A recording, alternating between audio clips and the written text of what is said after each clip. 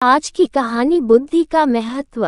एक बुद्धिमान राजा था। उसका काफी बड़ा साम्राज्य था। उसके राज्य में प्रजा हर तरह से खुशहाल थी। राजा को अपने उत्तराधिकारी की तलाश थी। उसके 3 बेटे थे। राजा इस पुरानी परंपरा को नहीं निभाना चाहता था कि सबसे बड़े बेटे को ही गद्दी पर बिठाया जाए।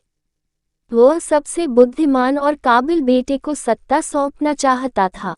इसलिए राजा ने उत्तराधिकारी के लिए तीनों की परीक्षा लेने का फैसला किया।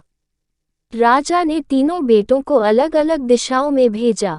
उसने हर बेटे को सोने का एक एक सिक्का देते हुए कहा कि वे इससे ऐसी चीज खरीदें जो पुराने महल को भर दे।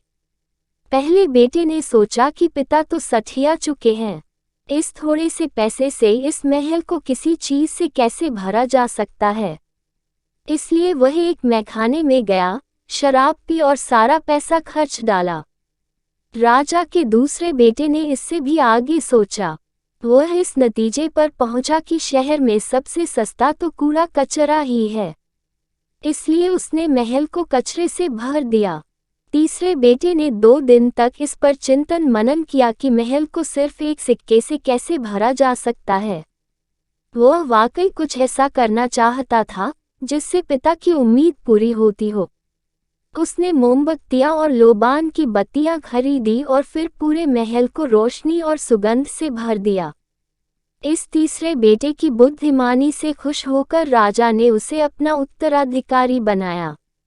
इस हिंदी कहानी से हमें यह सीख मिलता है कि बुद्धि से कुछ भी पाया जा सकता है।